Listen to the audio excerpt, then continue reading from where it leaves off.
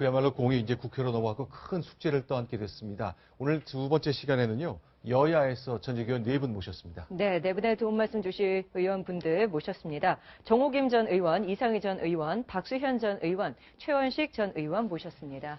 안녕하세요. 네, 안녕하십니까. 자, 어제 대규모 촛불 집회가 있었습니다. 숫자를 보니까 뭐 저희가 예상했던 것대로 수십만 명 모였거든요. 어떻습니까? 이 국민들의 분노 잘 반영됐다고 보시는 거죠? 네, 그렇습니다. 네. 지방에서 전세버스가 동날 정도로 사실은 그러니까 전국 방방곡곡에서 모든 국민들이 서울로 직결하셔가지고 본인의 생각을 표출을 하셨는데 네. 상당히 질서 있는 모습으로 또 평화롭게 성숙하게 표출을 했다고 봅니다. 그래서 사실은 많은 분들이 우려는 했지만 그런 우려가 기우가 됐고 그래서 이 민심의 분노를 청와대 대통령 저희 여권이 정말 엄중하게 받아들여서 또 나아가서는 정치권 다른 야당들도 이 엄중하게 받아들여서 정말 정치적 해법을 이제는 모색을 해야 될 때가 아닌가 싶습니다.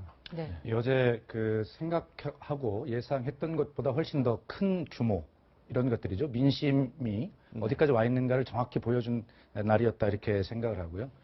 좀 이상희 의원님 말씀하신 대로 이제 어제가 분명한 변곡점이 되는 것 같습니다. 청와대는 아마 이번 주 초, 오늘 좀 회의를 하고 있습니다만 주 초에 이 민심에 대한 응답을 분명히 해야 합니다. 이제 지금까지는 박근혜 대통령에게 어떤 선택권이 있어서 거기에 대한 해법을 제시를 해야 되는 그런 시기였다면 그 시기에 대통령 응답을 정확히 안 하셨기 때문에 혼란과 시간 낭비가 있는 타임이었거든요. 이제 어제를 기점으로 해서 이제 대통령의 응답보다는 이제 의회가 어떤 주도권을 가지고 대통령께 요구하는 안들을 만들어내고 로드맵을 만들어 가야 된다라고 하는 그런 어떤 분명한 변곡점이 시작이 되었습니다. 이제 그동안에 대통령께서 예를 들어서 무슨 총리 이런 문제들을 선택할 수 있었다면 이제는 그런 것들을 가지고 해결이 안 되는 그런 상황으로 이제 가는 것이 아닌가.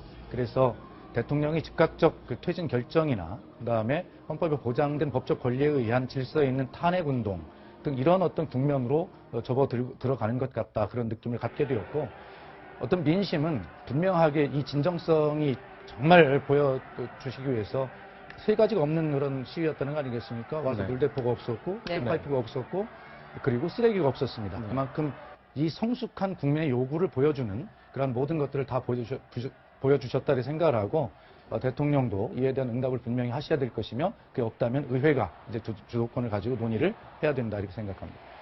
네, 일단 그 미국의 대선이 있을 때 트럼프를 지지하지 않던 미국의 유권자들이 시위를 하면서 그 수천 명이 모였다 그러면서 미국의 언론들이 참 호들갑을 떠는 모습을 보면서 그들이 한국의 상황을 봤으면 거의 기절하지 않았을까 이런 생각이 듭니다. 거의 100만이 넘는다라는 것이 이제 주최 측의 주장인데 그러면서 지금 말씀하셨듯이 불상사 없이 의사를 표출하면서 그 대통령의 국정 퇴진을 이렇게 질서 있게 요구했다라는 것이 이 대한민국 21세기 하나의 이제 정치 문화로 자리 잡는 것 같습니다.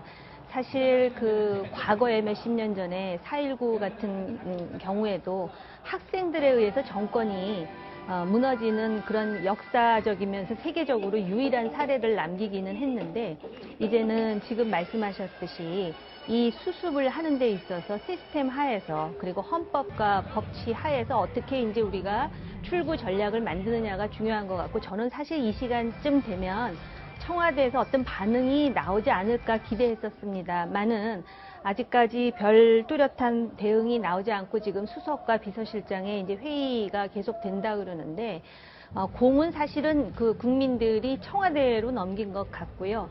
그리고 청와대와 국회의 대화에 앞서서 청와대의 입장이 무엇인지를 밝히는 수순이 지금 사태를 해결하는 그리고 사실 지금 이제 정치가 전면에 나와 있지만 민생 안보 지금 어렵지 않은 이슈가 하나도 없습니다. 그렇기 때문에 다시 국정을 정상으로 돌리기 위해서라도 청와대가 이 문제에 대해서 이제는 결단을 내리는 시점이 너무 시간이 지연되지 않았으면 하는 생각이 듭니다. 자, 대통령의 결단 지금 다시 한번 강조해 주셨습니다만 어제 촛불 집회를 전후로 나왔던 야권의 얘기를 들어보면요. 그 압박의 강도가 점점 높아지는 것 같습니다. 여러 야권 정치 지도자들의 이야기를 저희가 묶어봤습니다. 소개합니다.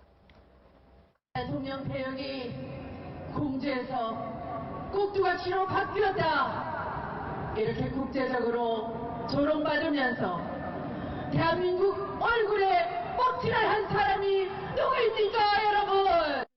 아무도 믿지 않았습니다. 그러나 지금 제가 딱 맞췄죠? 신통하죠? 우주의 길을 받아서 그렇습니다. 박근혜 대통령은 이미 국민들 마음속에서 탄핵당했습니다. 가장 제일 잘 아는 사람이 국민에게 겸익하고 검찰의 조사를 받아야 하는데 입을 닫고 있습니다. 박근혜 대통령, 당신은 더 이상 대한민국의 대통령이 아닙니다. 즉각 물러나십시오. 네. 국민들의 요구와 더불어 그 힘을 얻고선 야권 정치인들의 목소리도 굉장히 높아지고 있는데요. 이 상황에서 대통령은 이제 임기를 채워야 하는 겁니까? 어제 저는 집회에 참석을 해봤습니다. 근데 제가 태어나서 참석한 집회 중에서 가장 많은 국민들이 모인 집회였고, 저는 느낌이 질서 있고 단호한 국민의 명령이라는 그 느낌을 받았습니다. 그런데 어제 나온 구호는 단순합니다. 대통령 퇴진입니다. 그렇기 때문에 이러한 국민의 명령을 대통령이 받아야 됩니다. 그 국민이 항복하는 것은 정치인으로서 상당히 그 영광스러운 일이지 불명예스러운 일이 아닙니다. 그렇기 때문에 대통령께서 이런 국민의 명에 따라서 퇴진을 하고 그 이후에 국정이 언정이 정상화되는데 최대한 협조하는 그런 모습을 보여드려야지 국가의 지도자로서 역사에 남는 마지막 기회가 아닌가 이렇게 생각합니다. 그와 관련해서 제가 좀 드릴 말씀이 있는데 퇴진이 뭘 의미하는지를 명확히 해야 될 것 같아요. 그러니까 퇴진이 하야를 의미한다. 이러면은 뭐 오히려 쉽죠. 그러니까 대통령의 결심 여하에 달려있기 때문에. 근데 만약에 대통령이 하야를 하지 않을 경우는 그러면 어떤 방법이 있습니까? 헌법의 틀 안에서는 탄핵을 추진하는 방법밖에 없습니다. 그래서 우리 박수현 의원님 말씀처럼 그러면 야당이 탄핵 절차에 들어가야 되겠죠. 그런데 지금 야당은 탄핵에 대한 고민이 많지 않습니까? 그런데 이제 탄핵까지 가서 대통령을 만약에 이제 그 헌법 절차대로 물러나게 한다면 그거는 뭐 맞다고 봐요. 그런데 탄핵까지 갈 생각이 없다면 어떤 방법이 있느냐 이거죠. 그러면 정치적인 해법을 모색하는 수밖에 없거든요. 근데 이제 지금 야당은 이선 후퇴를 이야기하고 있습니다. 이선 후퇴 개념 역시 모호합니다. 야당도 생각이 다 달라요. 추미애 대표, 문재인 전 대표 내치 외치 다 손 떼라. 게다가 지금 우상호 원내대표는 외치는 인정하자 이런 개념이에요. 그러니까 이선 후퇴 개념도 다 다르단 말이죠. 그러면 이선 후퇴 개념에 대해서 국회와 정치권이 또 청와대까지 해서 어느 선에서 이선 후퇴를 할 거냐. 대통령의 역할과 국회에서 추천하는 총리의 역할이 어떻게 다른지 이 업무 분장도 해야 될 거고 이거를 명확히 해줘야 정치적 해법이 생긴다고 봅니다. 근데 이와 관련해서 저는 이제 대통령께서 차라리 이랬으면 좋겠어요. 지금 대통령이 만약에 이선 후퇴를 한다고 이야기하면서 저는 내치에서 손을 떼겠습니다라고 이야기할 경우에 야당은 그거 가지고 부족하다. 외치까지 손대라고 또 공세를 취할 가능성이 상당히 커요. 그러니 대통령께서는 이 백지수표를 국회에 드리는 거죠. 그래서 저는 국회에 위임을 하겠습니다. 저의 역할에 대해서. 그렇게 해서 정치적 해법을 모색하지 않는다면 계속 공 돌리게 하면서 공방만 이어지고 국정은 표류해 나갈 거로 보여요. 네. 이 상황을 보면 제가 여러 차례로도 강조를 해서 말씀드렸습니다만 대통령의 고백 수준의 진실한 사과 그리고 여야의회, 국회에 요청을 해야 된다고 말씀을 드렸습니다. 이 푸는 순서는. 그런데 그 과정을 대통령이 관리를 잘못하신 것입니다. 본인이 국정 추진 능력을 완전히 상실한 상황에서 총리를 지명해버렸단 말입니다. 여야 국회 요청하는 과정이 없이. 그렇기 때문에 혼란이 지금 지속되고 있거든요. 그 바로 잡아야 합니다. 그래서 지금 이상일 의원님 말씀대로 대통령이 어떤 말씀을 지금 결론적으로 하셔야 되는데 그리고 그걸 가지고 국회는 논의를 해야 되거든요. 해야 되는데 이것을 공개적으로 이야기했다 주고받고 거절하고 거부하고 이러면 국민적 혼란이 더 커지니까 아까 우리 정호경 의원님 말씀대로 이 문제는 이미 청와대와 국회가 물밑으로 정치력을 발휘해서 여러 가지 조율을 좀 해야 된다. 네. 비공식적으로. 그렇게 해놓고 대통령이 정식으로 말씀하시고 의회는 그것을 받아서 논의하는 이런 질서 있는 모습들이 지금 이 국민의 불안을 잠재울 수 있고 가장 빨리 이 문제를 해결할 수 있는 길이다 이렇게 보여집니다. 네, 지금 뭐 그 말씀을 들어보면 어제 그 소위 광화문에서의 그 촛불 행진에 대한 여야의 견해에 큰 차이가 없는 것 같습니다. 단지 방법론상으로 이제 어떻게 할 것이냐 그러면서 이제 구체적으로 내치 외치 얘기까지 나오는데요. 사실 외치라는 것도 그렇습니다. 이제 당장 그래서 대통령께서 에이펙 정상회의에 이제 참석을 안 한다 하니까 뭐 한쪽에서는 외치를 분명히 해야 되지 않느냐 여러 가지 얘기가 나오는데 그 외치라는 것도 결국은 대통령 혼자서 단독으로 결정하는 사안이 아닌 만큼 결국 우리가 헌법을 지켜야 되지만은 헌법이라는 것도 사실은 대한민국을 위해서 상식적인 선에서 얼마든지 유연하게 해석할 수 있는 부분이 있지 않겠습니까? 그러니까 저도 이상일 전 의원의 말씀을 들어보면서 상당히 공감하는 부분이 있는데요. 우선 대통령께서 선언적으로라도 대통령의 입장이 분명히 뭔지를 밝히신 다음에 그것과 관련해가지고 소위 거국 중립 내각의 총리, 지금 당장 민생 문제를 포함해서 경제적인 위기, 그리고 안보 사안까지도 챙길 수 있으면서 단단히 그립을 잡고 이 과도기를 헤쳐나갈 수 있는 총리를 그 국회의 책임하에 지금 뽑는 것이 어제 그 거리로 나온 국민에 대한 예의이지 이걸 가지고 지금 사실 잘못한 건 많지만 지금 잘못한 것에 대해서 우리가 갑론을박할 시간적 여유조차 없다라고 생각이 들거든요. 그래서 그런 점에서 좀 그 전향적인 사고가 필요하고 청와대가 아무튼 간에 지금 아직까지도 그 상당히 이 거북이 걸음을 하는 이 상황에 대해서 제가 잘 모르겠습니다만은 좀 안타깝습니다. 네.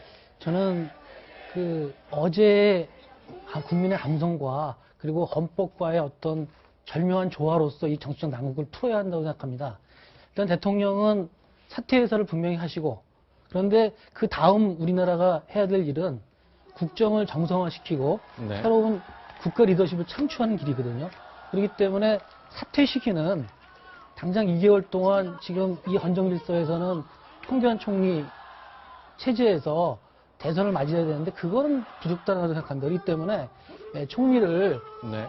여야 합의로 선출을 한 다음에 그 총리로 하여금 정권을 줘서 그 총리가 공정한 수사를 하게 하고 그리고 그동안 농단된 국정을 정상화하고 또 대선을 공개 관리하고 또 정치외교 국방 시급한 현황을 관리하는 그리고 이 체제가 예를 들어서 6 내지 8개월 정도가 넘지 않게 그렇게 사퇴 시기를 조정하게 청와대와 여야 정치권이 합의하는 게 이렇게 진행하는 게 어제 국민의 뜻에 맞고 또 헌법에도 가장 부합하는 그런 생각이 아닌가 이렇게 생각합니다. 지금 사퇴란 말씀 이제 하야를 말하는 거고 그러려면 이제 공백이 없도록 하려면 먼저 여야가 하야를 전제로 총리를 인준을 한 다음에 취임을 시키고 하야해야 된다. 그런 그와 관련해서 예, 시기는 네. 사퇴 시한은 분명히 하시는데 네. 왜냐하면은 지금 이 상태로는 수사를 받을 수밖에 없습니다. 네. 그러면 수사받는 대통령 그리고 또 많은 국민들이 의혹을 갖고 있는 대통령이 국정을 리드할 수 없지 않습니까?